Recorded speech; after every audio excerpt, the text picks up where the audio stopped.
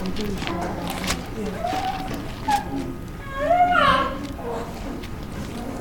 Let's go to Joel chapter 3. 3. Yep.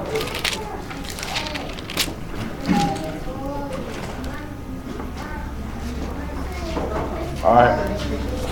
Now let's drop down to verse.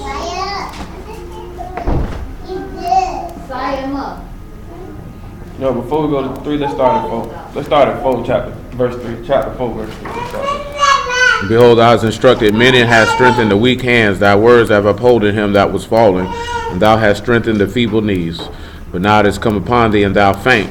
It touched thee, and thou art troubled. Is not this thy fear, thy confidence, thy hope in the uprightness of thy ways? Let's start right there. So what y'all getting from that? From verse 3 to verse 6. I'm going to start with the gentleman. He said, behold, you have instructed many, you have strengthened weak hands, your words have upholding him that was failing, and thou hast strengthened the feeble knees, but now is come upon thee, and thou faintest, and it touches thee, and thou art troubled. Is this not thy fear, thy confidence, thy hope, and the uprightness of thy ways? We're at Job chapter 4, verse 3. Job 4, 3. Through 6. What y'all getting from that? First, let's jump into the word instructed, since we didn't get no response. It say, behold, thou hast instructed many, and thou hast strengthened the weak hands. So that word for instructed there is yasar. Y-A-S-A-R, yasar. So from that word, what y'all getting from yasar? And it's 3 characters. Yasar. And that is, it says instructed. But the definition of what we're going to look at, it means to chastise, literally with blows, to instruct, to chasten, to chastise, to correct, to instruct, to punish, to teach. So you saw it. I mean, it should be evident for the first character. Yeah, exactly.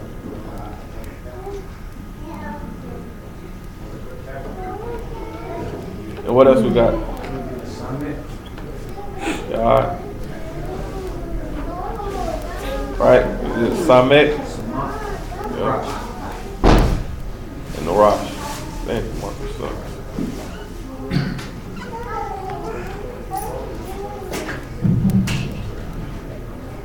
Alright. So we got the Yod, the Samek, and the Rosh for your sharp. And this word is to chastise. So from that, what do y'all think we mean when we look at that word instructed? The word is instructed. But it means to chastise or correct or reprove. One more time? Yeah, for each character. To throw for the yard. For the yard to throw? No. No. Or action? The hand. We're going to run with the hand. Oh, sorry. Right. And then Thoughts. nah, what we have for support? Let's look at somebody real. You say support? The shield? The shot? Well, a thorn? With the word, what's the word to help y'all? What's the word mean? Instruct. Or chastise. That's what we're looking at. Chastise. A turn? Yeah, that makes sense. I was going to say for the head that supports the words to be revealed. Why would it be to turn? So what is when you chastise somebody? What are you doing? You giving them correction, right? So we're gonna go with sharp and piercing shield. That's what we're gonna go with. Sharp and piercing shield. That's what we're gonna go with for somebody. And the reason we're gonna go with that because that word is chastise. So the hand or his arm is supposed to be a sharp and piercing shield to your mind and to your thoughts. You get what I'm saying? Because when he's chastising you, I didn't think she could have used turn for that. Turn could have been acceptable for what you're doing. It's the same thing. no, I'm gonna say that it wasn't how that's right. So you said not to turn? Because we're gonna go somewhere with sharp and piercing. That's why we're gonna use sharp and piercing. Because we're gonna use that for the chastising or him being pierced, so that we can be shielded from death. That's what we're gonna look at. Because that's what the chastising is. No, it's just so it's usable. That's just not what he's gonna use. Right. Right. Just like actions could have been used for hand.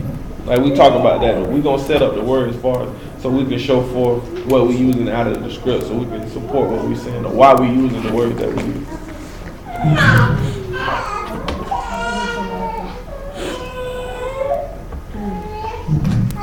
Alright.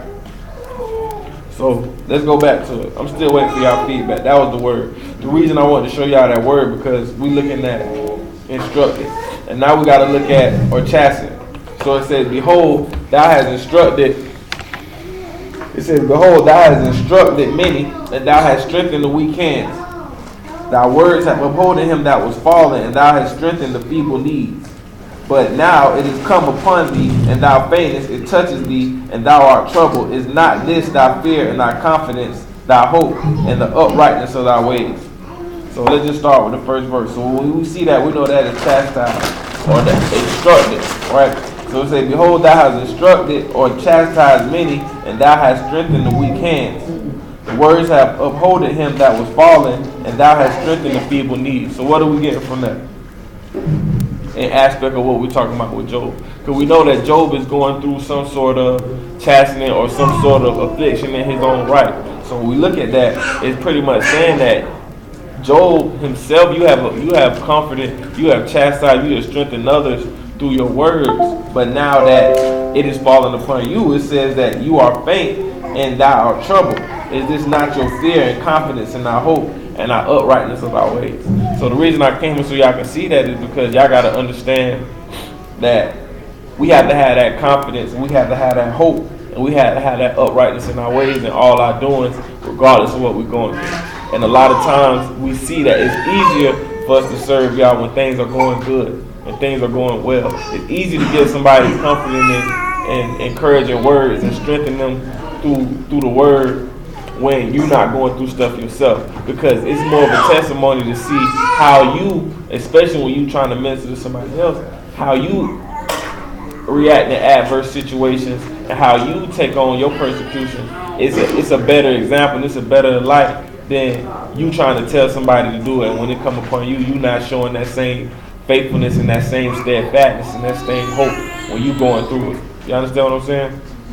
Alright, so let's look at that. Let's jump to Hebrews chapter 12, verse 9.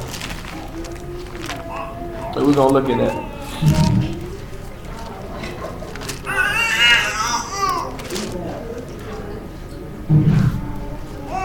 Furthermore, we have fathers of our flesh which corrected us, and we gave them reverence. Shall we not much rather be in subjection unto the Father of Ruachs and live? For they truly for a few days chastened us after their own pleasure, but he for our profit, that we might be partakers of his codestus. Now no chastening for the present is seen to be joyous, but grievous. Nevertheless, afterwards it yield the peaceable fruits of righteousness unto them which are exercised thereby.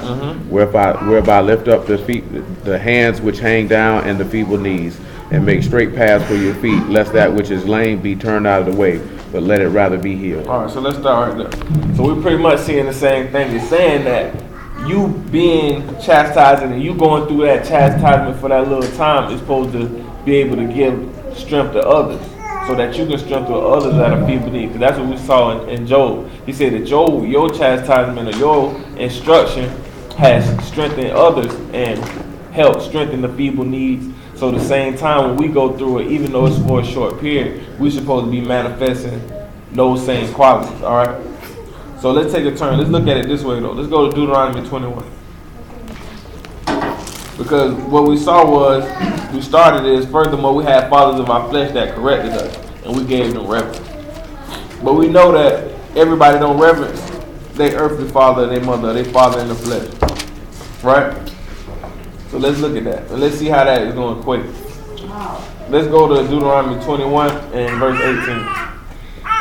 If a man have a stubborn and rebellious son, which will not obey the voice of his father or the voice of his mother, that when they have chastened him, he will not hearken unto them, then shall his father and his mother lay hold on him and bring him out unto the elders of his city and unto the gates of the place, and they shall say unto the elders of his city, this our son is stubborn and rebellious, he will not obey our voice, he is a glutton and a drunkard. And the men of the city shall stone him with stones that he die, so that shall put away evil from among you, and all Yasharal shall hear and fear. So boom.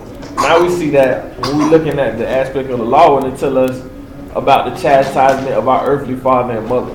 So we see that in Hebrews it say that your earthly father and mother is responsible for chastising. You understand? They are responsible for teaching you, because that word instructed there is used the same as chastising. That same word that we see there when they have chastised him will not hearken unto them, that same word there is Yisar. So we're using that same word. Chastise and teach are used interchangeably. So we got to see that the chastisement and him giving us that reproof is what is supposed to cause us to learn from these things. But we got to understand that everybody is not going to learn from these things. And that's why we got to come back and examine ourselves. And you have to see, is he chastising you? And if he is chastising you, it's because he wants you to change. Because he wants you to learn from the mistakes that you made. And a lot of times we see that sometimes we go on and we make the same mistakes over and over. And the chastisement is there for you to learn. So if you're not learning from the chastisement according to the law, you should die for that. Because that's what he said. He said, read it again at 19. Because this is what the father and mother going to do if you're not receiving this chastisement. Then shall his father and his mother lay hold on him and bring him out unto the elders of his city, unto the gates of his place. And they shall say unto the elders of his city, this our son is stubborn and rebellious, he will not obey our voice, he is a glutton and a drunkard. And the men of his city shall stone him with stones that he die. So thou shalt put away from among you all Yasharal shall hear and fear. Alright, so this is what we're going to be balancing out today. We're going to be balancing out. We see that this son is already stubborn and rebellious and is not going to take chastisement. We started with Job, so let's go back to Job and then we're going to come back and look at this. Because I got a question I want to ask. When we go to Job, let's go to chapter 1.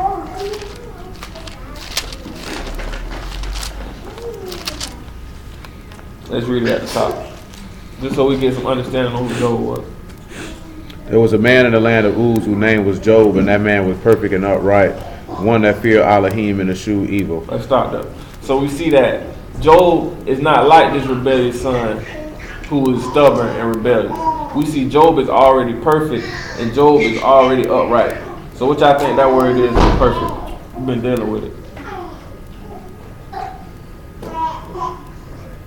Been dealing with it for probably the last few weeks now. Tom. So that's just the tall and the mem. So you see that he was perfect and he was yashar, or straight, upright. So he already had these qualities, he possessed these qualities. So what makes you think that, or why do you think that he is going through the chastisement that he's going through when we see that he's already a perfect and upright man? Test his faith. To test his faith. Anybody else?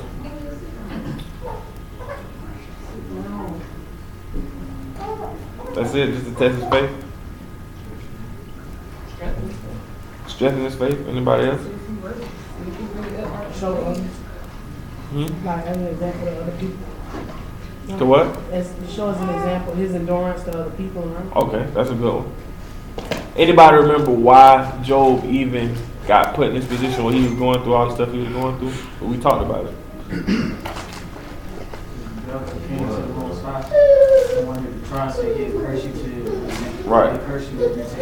Right. So we see that Elohim had confidence in Job, that Job was what he said he was from the beginning. He was a perfect and upright man, that he would not do that if he tempted him. Y'all see what I'm saying? So now we're looking at it as so now the next question was, what's the difference between that stubborn and rebellious son that's getting chastised and is not listening? What do you think his lesson is? So we already talked about what we felt like, why he did that to Job, and we didn't know he was already perfect and upright. So we're looking at somebody having a stubborn and rebellious son and they getting chastised and they're not listening, and we see what's to be done. Why do you think that's the case for that stubborn and rebellious son? They both getting chastised. What you say? That's so he can turn back. So he can turn back, right? But we see that, what was Job going to turn back to? Because he was already perfect. So we see that it's not, the chastisement that Job was going through was not so he would turn to Yah or have faith in Yah, because we already see that he had that, right? So we're looking at this stubborn and rebellious son. I want y'all to see that his fate was already to die. You get what I'm saying? Because remember when he told Satan, he told Satan what? When he said that he could do it. He said everything but touch it. You can do everything but kill him. You get what I'm saying? And that's what we're looking at when we're talking about our faith being perfected. Because when we are considered his sons and we consider righteous and we are considered perfect and upright, it'll show forth that he's not going to allow anything to happen to us. Death is not going to have dominion over us. You get what I'm saying? But if you are stubborn and rebellious and you don't take the chastisement and you don't learn from the things that he's trying to show you, that's your fate. Your fate is death. So for one, do you feel like you're at that spot where Job is? Do you feel like Elohim considers you a perfect, upright, Tom, Yashar, just individual that he can allow something like that to happen in your life, and he has that much confidence in you that you're not going to fold?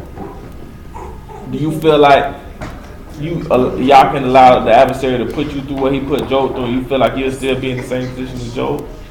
Can't everybody here confidently say that you could go through the same things he went through and have the same outcome and be found faithful?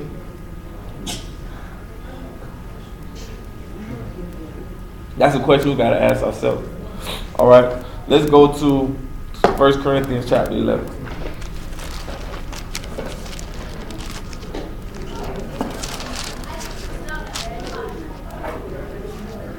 All right, we're going to go to chapter 11, and we're going to go to verse 31. For if we judge ourselves, we should not be judged. But when we are judged, we are chastened of Yahuwah, that we should not be condemned with the world. Wherefore, my brethren, when you come together to eat, tarry one for another. And if any man hunger, let him eat at home, that you come not together under condemnation. And the rest I will set in order when I come. All right. So what we came here to look at is, but they say, for if we would judge ourselves, we should not be judged. We're going to look at that, and we're going to look at verse 32. So when it's saying that you should judge yourselves and we should not be judged, what do you think that means? Examine yourself daily. Right. Let's read that. As a matter of fact, let's go verse 28. Read verse 28. You gotta back up further than that, because that ain't talking about drinking that cup. Say, after this manner also he took the cup, and when he supped, saying, this is the cup of the New Testament in my blood, that you do as oft as ye drink it in remembrance of me. For as often as you eat this bread and drink this cup, you do show the master's death till he come. Wherefore whosoever shall eat this bread and drink this cup of the master unworthily shall be guilty of the body and blood of the master. But let a man examine himself, and so let him eat that bread and drink of that cup. He that eat and drink unworthily eat and drink damnation to himself, not discerning the master's body. But this cause many are weak and sickly among you, and many sleep. All right. So now we're looking at that. We're looking at you examining yourself. And that applies to, what we got coming up with Passover. You taking on this man's body, you taking on this man's blood. You putting yourself out there saying that this is the life that you living, and that you taking on this man's body, you taking on this man's blood, and you showing forth this man's qualities. Once you've done that, you saying that you opening yourself up for the same chastisement that Job had. Because you saying that you've already believed, and you taking on this man's body and taking on this man's cup, and you willing to sacrifice yourself, and you've already sacrificed yourself so you can be as his son. So that same perfection is supposed to be shown forth. So if you taking forth that cup unworthily, you guilty of his body, you guilty of his blood. So we're looking at that.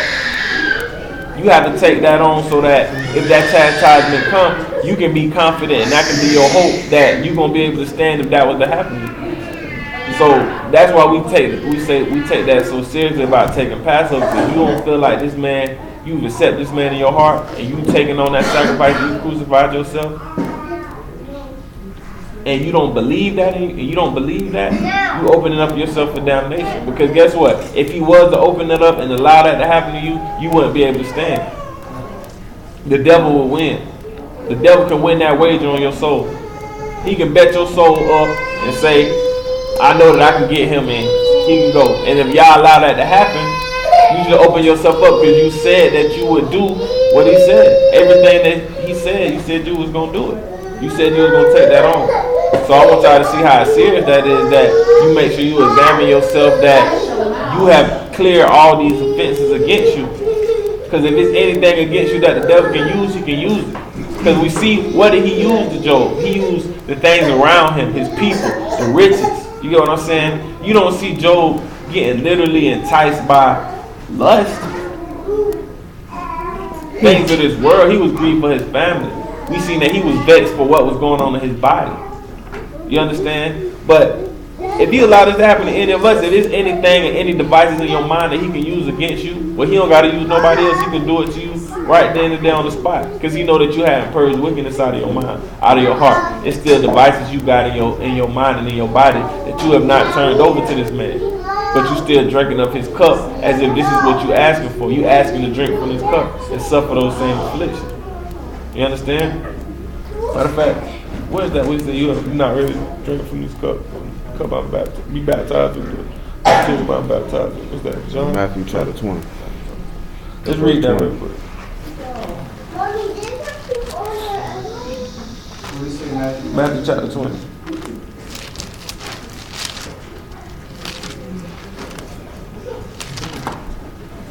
I think it's at 20, 21. 20, yeah, 20 and 20. Then came to him the mother of Zebedee's children with her sons, worshiping him and desiring a certain thing of him. And he said unto her, What wilt thou? She saith unto him, Grant that these my two sons may sit, the one on the right hand and the other on the left in thy kingdom. But Yahushua answered and said, You know not what you ask. Are you able to drink of the cup that I shall drink of, and to be immersed with the immersion that I'm immersed with? They say unto him, We are able. He saith unto them, Ye shall indeed drink indeed of my cup, and be immersed with the immersion that I am immersed with. But to sit on my right hand and on my left is not mine to give, but it shall be given to them for whom it is prepared of my Father. Boom. So what we're saying is, when we take on that cup, when we take that cup, we drink that wine, and partake in this man's Passover, we saying that we are able. That's what we're saying. We're saying we are able to suffer all the afflictions that the Mashiach suffered. Suffer all the afflictions that the righteous and perfect men before us suffered, and be counted blameless and be counted perfect. That's what we're saying when we take that cup on. So when we taking that cup on and we have not fully examined ourselves, we have not judged ourselves first, do y'all see where it will put us on the other side of the fence? It'll put you in direct offense and direct damnation. You understand? And then the chastisement. Let's go back and read it one more time. Let's go back to Hebrews. Because I missed that verse.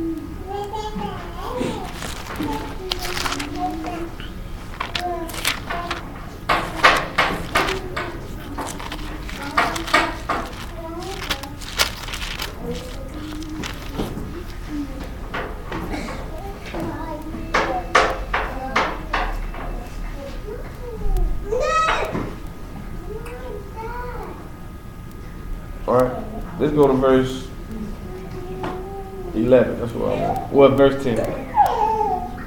For truly for a few days chastened us after their own pleasure, but he for our profit, that we might be partakers of his kadoshness.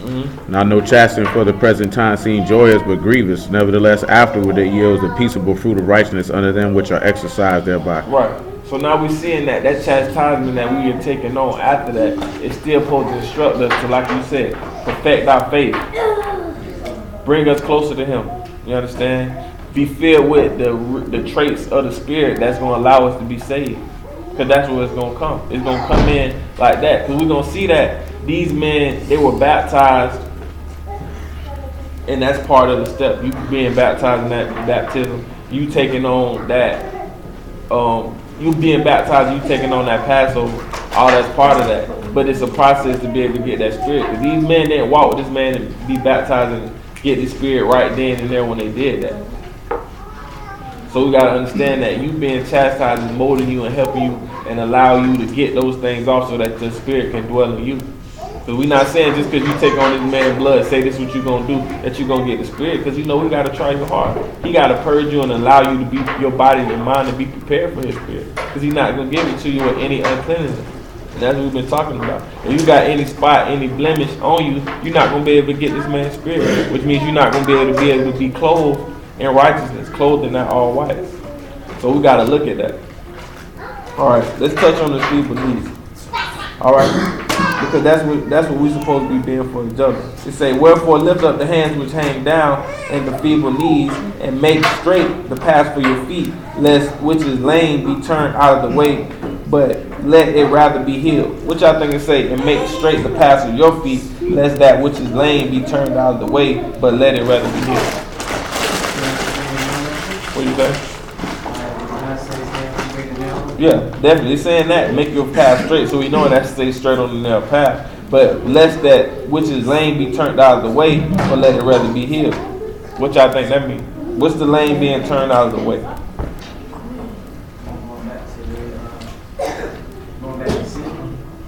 No, it's not even that. It's not that simple. You gotta think about what it's talking about and follow up the next verse. It say, follow peace with all men and Kadash, without which no man shall see the master. Diligently, lest no man fail in the grace of Elohim, lest any root of bitterness spring up, trouble you, and thereby many be defiled. So we're looking at that. We're looking at other people. We're talking about the lame. We're talking about the other people. We're talking about the people who are not strengthened. Because the feeble knees is what's making you lame. You not having a strong hand and weak knees, and you being frail is what's making you lame. Y'all know what lame means?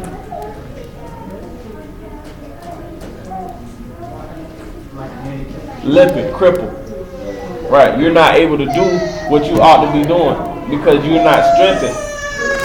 So that's not in the word, they see you doing straight and that could motivate. Right. Because and at the same time, you'll witness and we testimony to the right. Hush, boy. Right. And it's not necessarily non-believers. That's why I want y'all to look. And that's why I talk about us being fellowshipping together. Because it's not just for the non-believers, it's for people that believe too. Because everybody needs to be strengthened. We're supposed to be strengthening each other. We're supposed to be one body. So you got to understand, we're supposed to be seeking strength from one another. So it's not just the people who don't believe at all. It's for you to strengthen your brother. Because if you my brother and we in the word together, something that you might be going through and I see your strength, I could be strengthened by that. If later down the line I go through that myself, I can find strength in you and you can strengthen me because you've been through that. You got that trial under your belt and you can be able to strengthen me, not through your words, but because I can see that you do that. That's why when we go through stuff, like when Job was going through what he was going through, you have to show forth that you can stand so people can be strengthened by that. Because some people go through more than other people. So if somebody see you going through a real hard situation, they see that you handling it like a man and you taking it with faith and hope and confidence and your faith not wavering, that's supposed to be strengthened for them. That's weakening the feeble knees. All right? So that they can be able to stand in the day of their temptation. Because that's all they're talking about. Having feeble knees mean you can't stand, you limp, you cripple. So when it's talking about strengthening the feeble knees, it's talking about being able to stand in that day of temptation. All right? Let's go back to Job.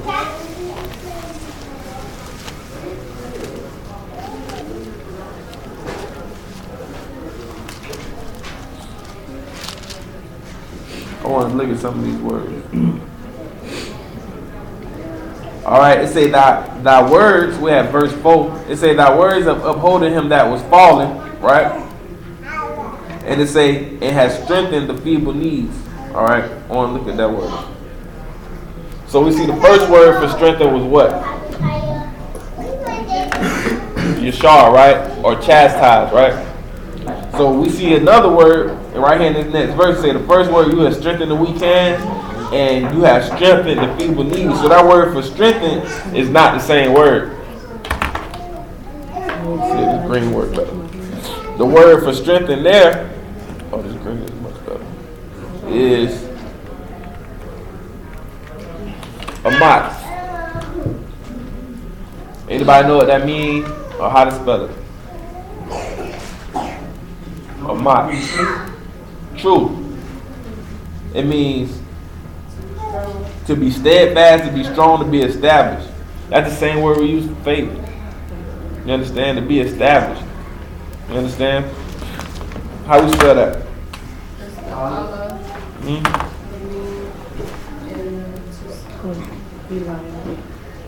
You said the olive, the meme, and the what?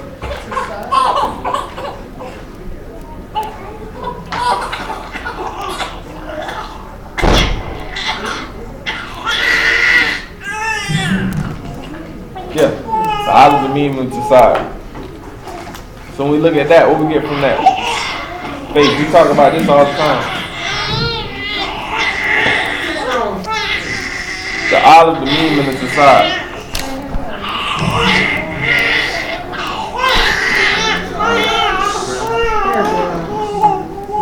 Said strength.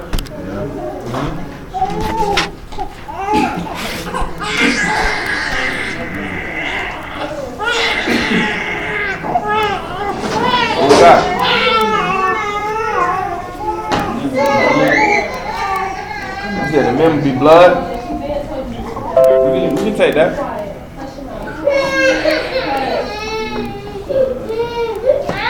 Think about it to side. We just mentioned this. We just talked about this in Hebrews.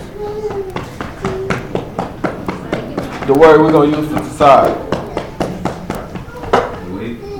The weight.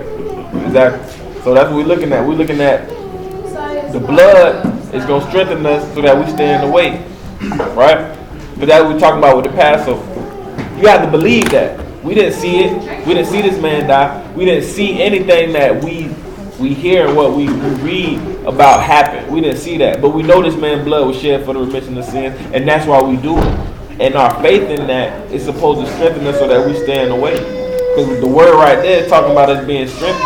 That's how you're going to be strengthened. Your faith is what strengthens you. That's why the word there is strengthened. So we see the first word is yashar, and that means the chastisement. What you go through is you believe in that. So we go back into what makes somebody rebellious. What makes somebody stubborn? You don't believe that the chastisement that you're getting is for you to be better, for you to be where he wants you to be. Elohim is going to put you through the chastisement so that he can teach you how he wants you to be, so you can be where he wants you to be. You understand what I'm saying? So we're looking at us being the son of Elohim. If you're not able to trust the guidance of your parents, or them chastising you and put you in the way that you ought to go, you're not going to be able to be led by Elohim. If you can't submit to your earthly father, that's what it say. If you can't go through the chastisement of your earthly father and your mother, 9 times out of 10, you're not going to be able to be humbled by Elohim. And you tie that back to, let's read that real quick. Let's go to Proverbs real quick.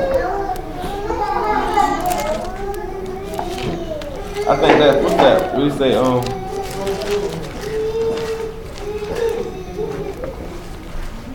it say,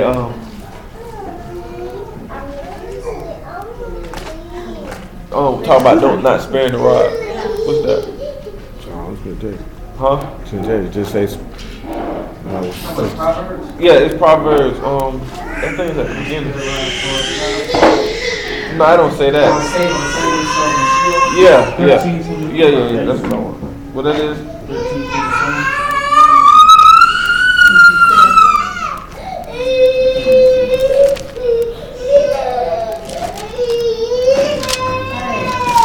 Yeah, he that spoils the rod. Yeah, that's what I want. 13:24. No, I don't say spoils. He that spares his rod hate his son. Right. But he that love him chasten in B times. Right. So look, it say, he that spares the rod hateth his son, but he that loveth him chasteneth him bedtime. The righteous eat the satisfying of his soul, but the belly of the wicked shall want. So that's what I said spoil, because this is what happens when you don't love your child. And we talking about a child being spoiled, we talking about a parent spoiling their child. When you spoiling your child, you're not showing them love, because the love that you're supposed to show them is you chastising them. If you sparing the rod, that means you are not giving them the attributes, and you're not